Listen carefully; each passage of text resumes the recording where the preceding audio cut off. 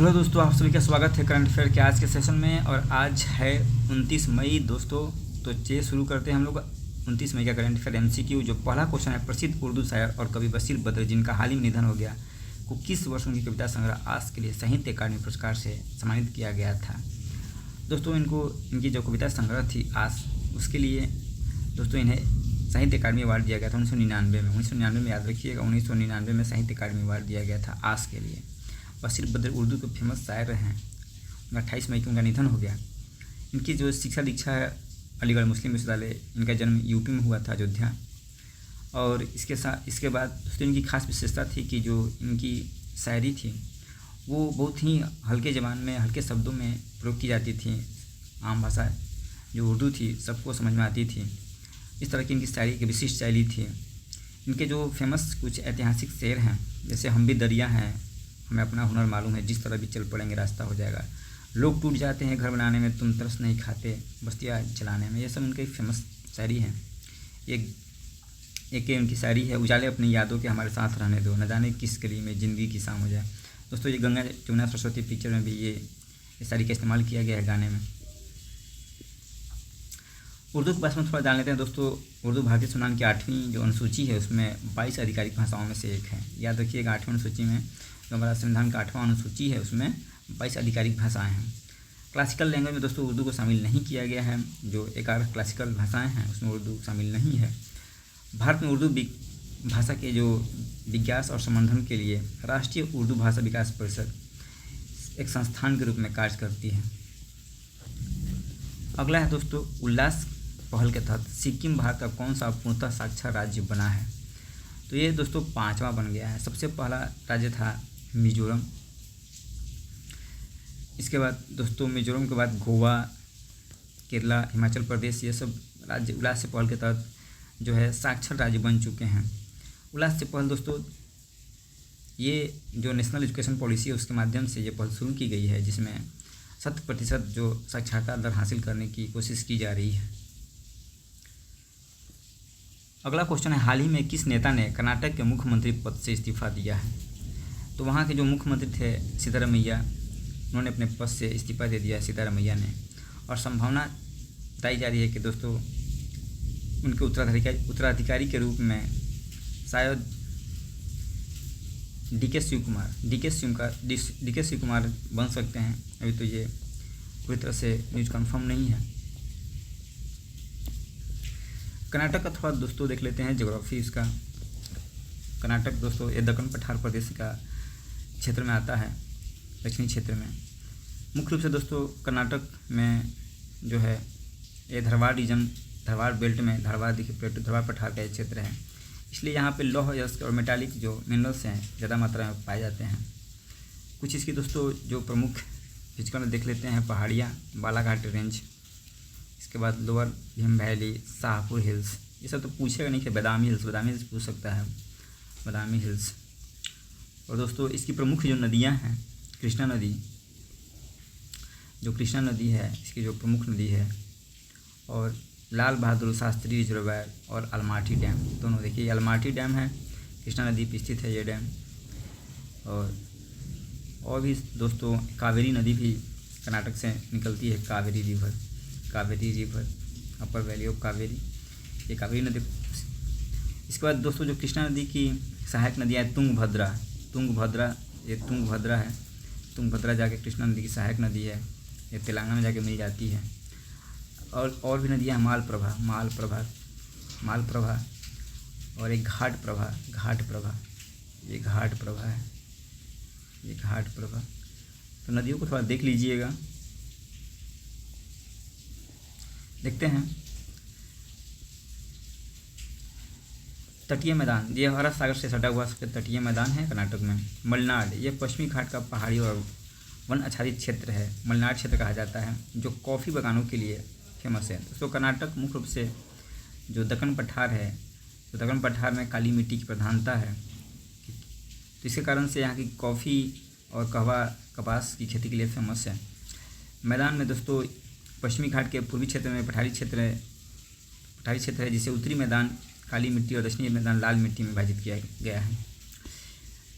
प्रमुख दोस्तों सबसे ऊंची चोटी है कर्नाटक की मुल्यानगिरी 1930 मीटर ऊंची चोटी है।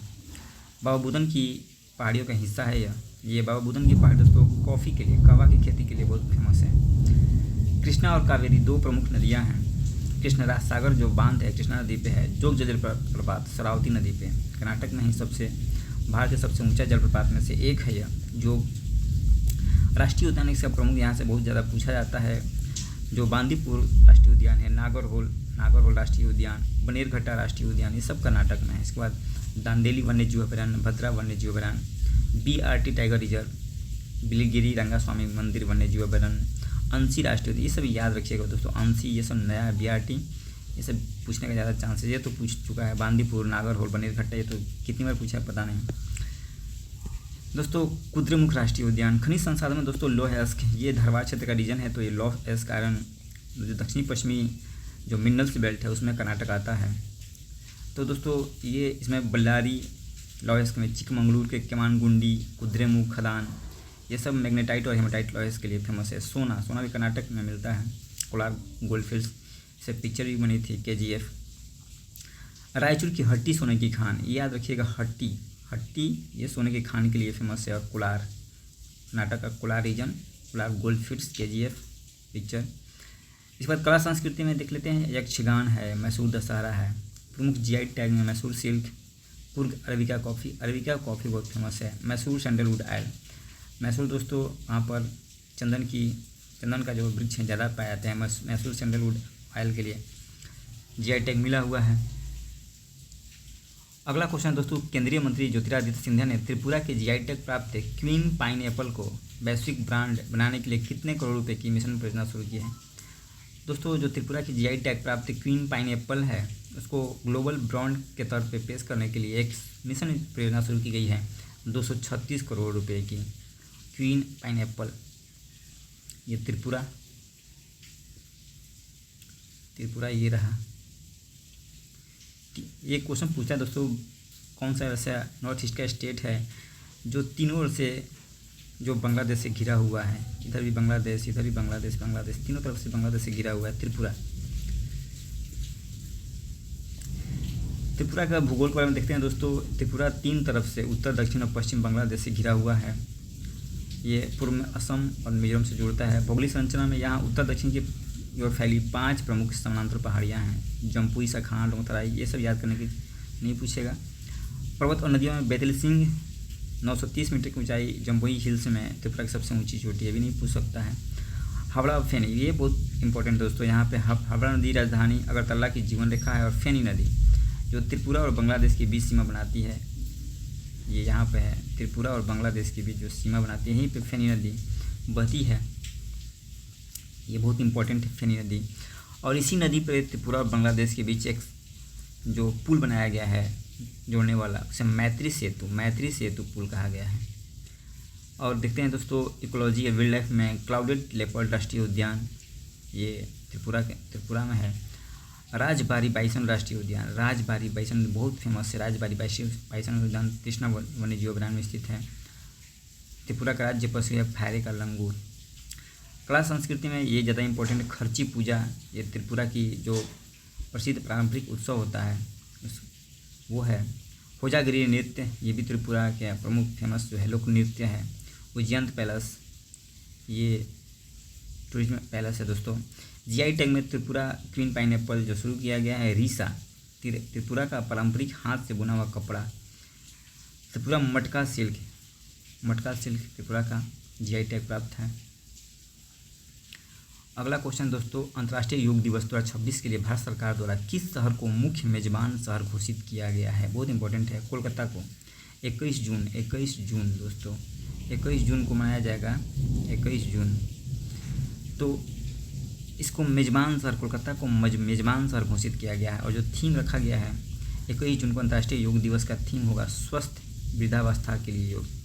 वृद्धावस्था के लिए योग, यही इसका थीम है, स्वस्थ वृद्धावस्था के लिए योग। और ये 12वां संस्करण होगा। पश्चिम बंगाल का देख लेते हैं दोस्तों। पश्चिम बंगाल का ये फिजिकल मैप दोस्तों, पश्चिम बंगाल का ये मैप है। मुख्य रूप से दोस्तों देखिए हिमालय के आसपास के रीजन से सटा हुआ है, तो यहाँ पे पहाड़ी रीजन है ये। और जस्ट पहाड़ियों से नीचे को सटा हुआ दार्जिलिंग हिल्स, ईस्टर्न शिवालिक, ये तराई रीजन का भी एक क्षेत्र है। तराई रीजन दोस्तों मुख्य रूप से जो उच्च भूमि होती है, बाढ़ क्षेत्र का मैदान का, उसी को तराई कहा जाता है। ये कॉफ़ी के लिए, यहाँ पे चाय कॉफ़ी नहीं दोस्तों, चाय के लिए, दार्जिलिंग चाय के लिए जीआई टैग प्राप्त हो चुका है। तो यहाँ चाय की खेती की जाती है इस तराई रीजन में। और भी इधर प्लेन रीजन है दोस्तों, मुख्य रूप से ये गंगा और सहायक नदियों के द्वारा लाया गया जलोढ़ मिट्टी से ये बना हुआ रीजन है। तो बहुत उपजाऊ भूमि है। सुंदरबन डेल्टा, ये माउथ ऑफ गंगा है, तो ये विश्व का सबसे बड़ा डेल्टा सुंदरबन डेल्टा, ये पश्चिम बंगाल में पड़ता है दोस्तों। और ये 24 परगना डिस्ट्रिक्ट है बंगाल का, उसी में है ये। इधर दोस्तों जो छोटानागपुर पठार से लगा हुआ क्षेत्र है, पूर्णिया प्लैन, सुनसनी का प्लैंड, अयोध्या हिल्स, ये सब पठारी क्षेत्र है। और ये मैदानी क्षेत्र हो गया आपका जलोढ़ भूमि से। देख लेते हैं थोड़ा डिटेल में। पश्चिम बंगाल भारत का एकमात्र ऐसा राज्य है जो उत्तर में हिमालय से लेकर दक्षिण समुद्र तट बंगाल की खाड़ी तक फैला हुआ है। राढ़ का मैदान, तो छोटानागपुर रीजन से जो लगता है उसको राढ़ का मैदान, और गंगा डेल्ट के बीच में जो स्थित है, यह कटी फुटी पुरानी जलोढ़ मिट्टी और लाल मिट्टी से वाला क्षेत्र है। गंगा ब्रह्मपुत्र डेल्टा विश्व का सबसे बड़ा डेल्टा, मैंने बता ही दिया। पूरी तरह से पश्चिम बंगाल में हुगली नदी बेसिन के आसपास क्षेत्र जो है दोस्तों, ये एक औद्योगिक बेल्ट के रूप में डेवलप हुआ है। पर्वत नदियों में दोस्तों संदकफू नदी पश्चिम बंगाल सब, संदकफू नदी नहीं है, ये सबसे ऊंची चोटी है संदकफू। भागीरथी, हुगली, ये प्रमुख नदियां हैं। तीस्ता और तोरसा, ये बंगाल से बने वाली प्रमुख नदी। दामोदर नदी, इसे झारखंड जो है बंगाल के शोक भी कहा जाता है।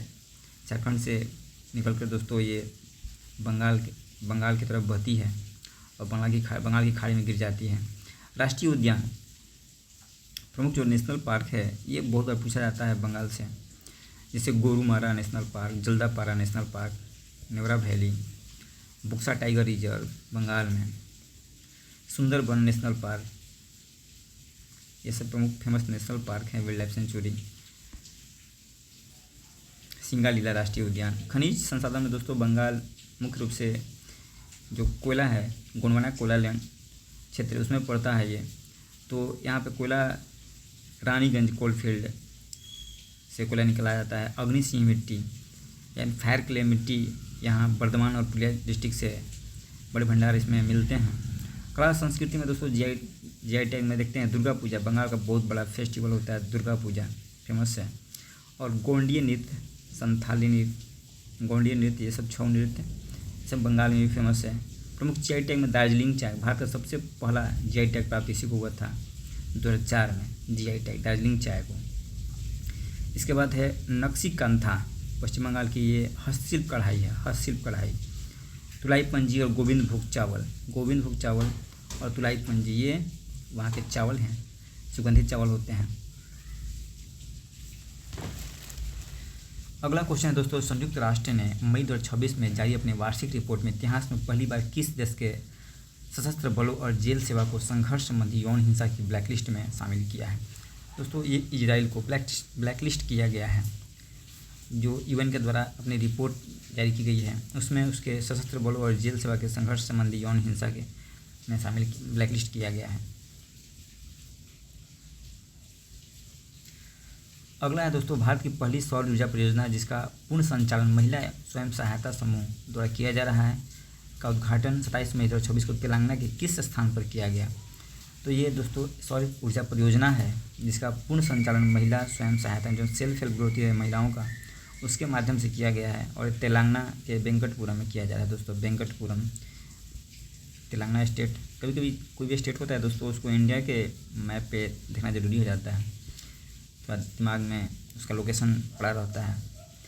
इसके बाद दोस्तों उसका देख लेते हैं रीजनल तेलंगाना का रीजनल जो ज्योग्राफी है। मुख्य रूप से ये भी दक्कन पठार का ही रीजन में आता है और काली मिट्टी रीजन में, तो यहाँ काली मिट्टी विशेष रूप से पाई जाती है। नदियाँ और जलप्रपात दोस्तों, गोदावरी नदी तेलंगाना की जो प्रमुख नदी है, गोदावरी नदी। देखिए ये गोदावरी इधर से महाराष्ट्र निकल के आ रही है, तेलंगाना होते बोलती है। इंद्रावती इसकी सहायक नदियाँ हैं। और ये है दोस्तों प्राणहिता इधर से आई, यहाँ मिल रही है। और ये पेन गंगा प्राणहिता में आके मिल गई। जैसे दोस्तों लोअर मानियर डैम, अपर मानियर जो है, बहुत सारा डैम बना हुआ है गोदावरी नदी पर। नागार्जुन सागर, कृष्णा नदी, ये भी तेलंगाना से होकर बहती है। कृष्णा नदी, कृष्णा नागार्जुन सागर डैम इसी पे है। श्रीशैलम रिजर्व है, श्रीशैलम रिजर्व यहाँ पे देखिए। तो ये सब डैम हैं। गोदावरी नदी दोस्तों यहाँ पे प्रसिद्ध है कालेश्वरम जो लिफ्ट सिंचाई परियोजना है इसी नदी पर है, इसको बहुत याद रखिएगा। हाल फिलहाल में चर्चा में रहा था। कृष्णा नदी, यहीं पे नागार्जुन सागर बांध है। कुंतला जलप्रपात ये तेलंगाना का सबसे ऊंचा जलप्रपात है। कुंतला आदिलाबाद डिस्ट्रिक्ट में है। राष्ट्रीय उद्यान में देख लेते हैं दोस्तों, अमरावती टाइगर रिजर्व, इसके बाद कमल टाइगर रिजर्व, रमापा मंदिर, और इसको यूनेस्को विश्व धरोहर स्थल में शामिल किया गया है। रमापा मंदिर। कला संस्कृति में पेरनी शिव तांडवम तेलंगाना का जो प्राचीन ऐतिहासिक योद्धा मार्शल आर्ट डांस है, जैसे हमारा कलारीपट्टू है। बत्तुकुमा फेस्टिवल बहुत इंपॉर्टेंट है, बहुत हेवी है इंपॉर्टेंट। ये तेलंगाना का सबसे प्रसिद्ध 9 दिवसीय फूलों का त्यौहार है। महिलाओं द्वारा बहुत सारे फूलों के द्वारा यहाँ पे डांस किया जाता है। प्रमुख जीआई टैग में पोचमपल्ली इकत, ये सिल्क साड़ी वहाँ की है। चिरियाल स्कॉट पेंटिंग, ये पेंटिंग है। निर्मल खिलौने पर शिल्प, ये खिलौने पर शिल्प, रंग बिरंगे खिलौने पर शिल्प किया गया है। अगला क्वेश्चन देखते हैं दोस्तों। यूएन द्वारा 2026 में मरणोपरांत प्रतिष्ठित डैग हैमरशोल्ड पदक सम्मानित किए जाने वाले 2 भारतीय शांति सैनिकों का नाम क्या है? तो दोस्तों नाम है लांस हवलदार हरभजन सिंह और नायब सूबेदार सुजीत कुमार प्रधान।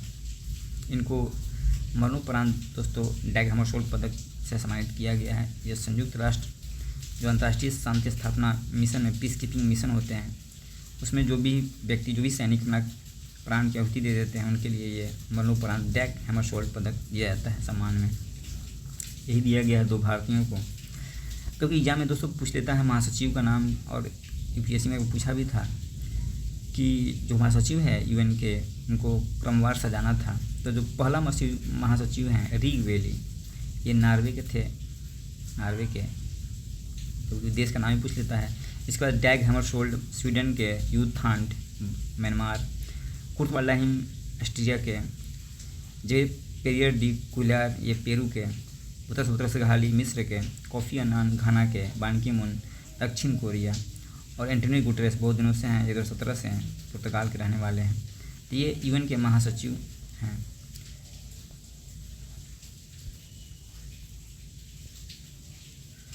अगला क्वेश्चन दोस्तों, 28 मई 2026 को राष्ट्रपति द्रौपदी मुर्मू द्वारा किस राज्य की पुलिस को भारत में पुलिस बल का सर्वोच्च औपचारिक सम्मान यानी राष्ट्रपति का पुलिस ध्वज निशान प्रदान किया गया? तो सिक्किम पुलिस को किया गया है। सिक्किम पुलिस को ये किया गया है दोस्तों, राष्ट्रपति का पुलिस ध्वज सम्मान। तो आज के करंट इतना ही था। थैंक यू दोस्तों।